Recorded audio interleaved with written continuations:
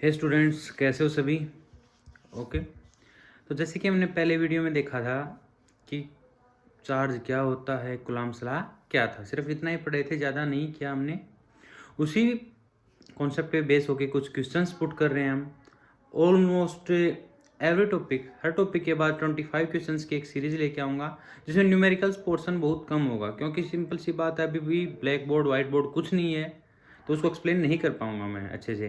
तो numerical portion हम बाद में डालेंगे। सबसे पहले जो टॉपिक करवा रहा हूँ उस पर नॉर्मल क्वेश्चंस क्या क्या आते हैं उनको ज़रा देख लेते हैं। तो आज की वीडियो स्टार्ट करते हैं। ओके, तो सबसे पहले देख रहे हैं, हम फर्स्ट यूनिट कर रहे हैं। क्या है पहला question? Who gave the name to two kinds of charges, positive and negative.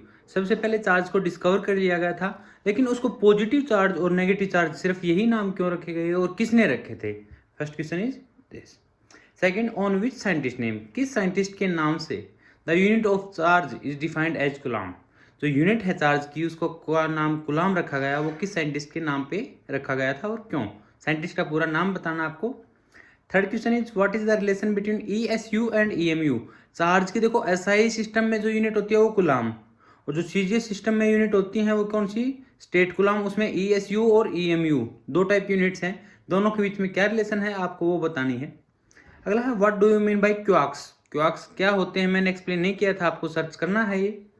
अगला है why quarks does not violate the quantisation property of charge although they have smaller charge than electron. हम क्या मानते हैं कि सबसे ज़्यादा छोटा चार्ज किस पे होता है? सबसे ज़्यादा स्मॉल चार्ज है वो इलेक्ट्रॉन पे होता है। इलेक्ट्रॉन पे जो चार्ज है बेसिक यूनिट ऑफ चार्ज बोलते हैं जिसको, लेकिन क्वार्क्स पे है वो इलेक्ट्रॉन से छोटा चार्ज होता है। क्वार्क्स पे क्या होता है? इलेक्ट्रॉन से भी स्मॉल चार्ज होता है। तो फिर वो जो क्वांटाइजेशन प्रॉपर्टी आई थी चार्ज की, उसको वायलेट क्यों नहीं कर पा रहा है, इस बारे में आपको बताना है। सिक्स क्वेश्चन बात करूं, what is the physical significance of Coulomb's law. Coulomb's law की फिजिकल सिग्निफिकेंस क्या है, वो कहाँ काम क्या चीज बताना चाहता है। सेवंथ क्वेश्चन देखते हैं, name the very first instrument which is use to detect the polarity of charge. जो चार्ज की पोलरिटी मीन्स पॉजिटिव और नेगेटिव चार्ज, उसको बताने के लिए जो पहला इंस्ट्रूमेंट था वो कौन सा था, उसका जरा नाम बताओ। एट्थ क्वेश्चन है, how many electrons are there in one coulomb of charge. एक कूलम ऑफ चार्ज में कितने इलेक्ट्रॉन होते हैं, ये आपको कैलकुलेट करना पड़ेगा। नाइन्थ क्वेश्चन है, how much charge does a cup of water have. एक कप ऑफ वाटर है, उसमें कितना चार्ज होगा, कितने कूलम माइक्रोकूलम कितना होगा चार्ज, आपको कैलकुलेट करना है। मैं बता देता हूँ, एक cup of water approximate 250 ml का है, उस पर आपको कैलकुलेट करना है। टेंथ क्वेश्चन है, dielectric constant of metal is. Metal का डाइलेक्ट्रिक कांस्टेंट क्या होता है वो बताओगे। 11th क्वेश्चन है, what is the dimensional formula of charge. Charge का डायमेंशनल फार्मूला बिल्कुल आसान क्वेश्चन है, चेक करो, इसी में क्वेश्चन में ही जवाब है।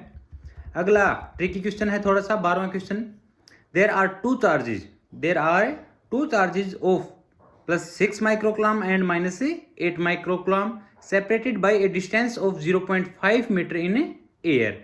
The ratio of the force acting on them. दो चार्जेज हैं, एक -6 है, एक +6 माइक्रोकूलम का है, एक -8 माइक्रोकूलम। दोनों के बीच की जो डिस्टेंस है वो 0.5 मीटर है। आपको बताना है कि दोनों के बीच में फोर्स लगने, एक फोर्स जो 6 माइक्रोकूलम पे लग रहा है, एक फोर्स जो -8 माइक्रोकूलम पे लग रहा है, उन दोनों का रेशियो क्या होगा।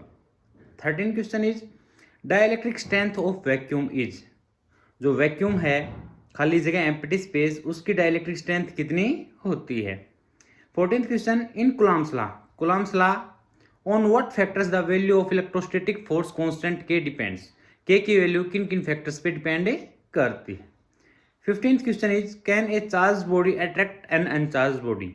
कोई एक चार्ज बॉडी है, क्या वो किसी अनचार्ज बॉडी को अट्रैक्ट कर सकती है? अगर हाँ तो कैसे, नहीं तो क्यों नहीं। 16th question, what is the dimensional formula of permittivity. Permittivity का डायमेंशनल फार्मूला, अब साइन नोट, इलेक्ट्रिकल परमिटिविटी अब साइन, उसका आपको डायमेंशनल फार्मूला कैलकुलेट करके दिखाना है मुझे। 17 question, a comb run through once dry hair attract small bits of paper. कोई कंघी है, हम बालों पे कंघी करते हैं तो क्या करने लगती है, जो स्मॉल बिट्स ऑफ पेपर है उनको अट्रैक्ट करती है। वाई, क्यों करती है, पहले तो आप ये बताओ मुझे। दूसरी, क्या होगा, what happens if the hair is wet और if it is a rainy day.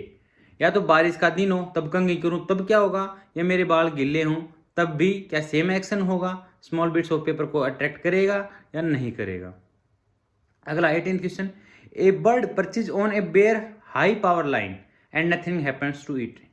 एक बर्ड है, वो क्या कर रहा है, एक पावर लाइन पे बैठा है, एक तार पे बैठा है जिसमें बिजली आ जा रही है, इलेक्ट्रिसिटी फ्लो कर रही है, उसको कुछ नहीं होता है। लेकिन एक man standing on the ground, एक मैन है वो ग्राउंड पे खड़ा है, टचेज द सेम लाइन, उसी लाइन को पकड़ लेता है जिस पे बर्ड था, and gets a fatal shock, और उसको एक शॉक लगता है। क्यों? जो बर्ड था उसको क्यों शॉक नहीं लगा, जबकि जो मैन है उसको शॉक क्यों लगता है, आपको एक्सप्लेन करना है। 19th क्वेश्चन है, repulsion is the shortest for electrification, explain. ये 19th क्वेश्चन आपके सामने रहा, क्या है, repulsion is the shortest for electrification. Electrification करने के लिए, इलेक्ट्रीफाइड क्या करते हैं, इलेक्ट्रीफाइड किसको बोलते हैं, जिसके ऊपर चार्ज आ जाता है उसको इलेक्ट्रीफाइड बोलते हैं, यानी इलेक्ट्रॉन आ गया, इलेक्ट्रॉन चले गए, तो उसका जो रिपल्सन है उसको शॉर्टेस्ट बोला गया है, अट्रैक्शन को नहीं बोला गया है। क्यों? नेक्स्ट क्वेश्चन 20th क्वेश्चन देखते हैं हम, can a body have a charge of 0.8 into 10⁻⁻19 coulomb. क्या किसी बॉडी पे इतना चार्ज हो सकता है? 21st क्वेश्चन देखते हैं, dielectric constant of a medium is unity. एक कोई मीडियम है, उसका डाइलेक्ट्रिक कांस्टेंट के कितना है, यूनिटी है, उसकी परमिटिविटी क्या होगी। नॉर्मल सा क्वेश्चन है, डाइलेक्ट्रिक कांस्टेंट का फार्मूला लगाओ, के का अपसाइन अपॉन अपसाइन और जो भी था, और सोल्व, अपसाइन निकालना आपको। How is the mass of a body affected on charging. जब हम किसी बॉडी को चार्ज करते हैं, नेक्स्ट क्वेश्चन 22, जब हम किसी बॉडी को चार्ज करते हैं तो क्या उसके मास पे प्रभाव पड़ता है, इफेक्ट पड़ता है, अगर पड़ता है तो कैसे। 23rd question, is Coulomb's law valid for charge in motion. देखो चार्ज एट रेस्ट पे तो वैलिड है, क्या चार्ज इन मोशन में होंगे तब भी कूलम्ब्स लॉ वैलिड है, चेक करो। 24th question, is charge contribution continuous और डिसकंटिन्यूस। जो चार्ज किसी बॉडी पे स्प्रेड किया हुआ है, किसी स्फीयर को दिया है, किसी रोड को दिया है, तो क्यों कंटिन्यूस होता है या डिसकंटिन्यूस होता है। ओके, अब हम देख रहे हैं 25th question, is there any, क्या है, सॉरी स्क्रीन से आउट, क्या है, is there any effect of charge on mass also. ये फिर से क्वेश्चन रिपीट किया है, is there any effect of charge on mass also, state how, कैसे चार्ज का और मास पे क्या इफेक्ट होता है।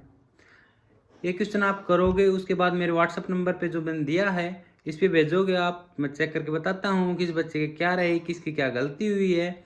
ओके, कल इस क्वेश्चन जो हमने क्वेश्चंस डाले हैं इनकी मैं एक्सरसाइज डाल दूंगा, आंसर्स कल डालूंगा इसकी, आप अपने आप मैच भी कर सकते हो वैसे।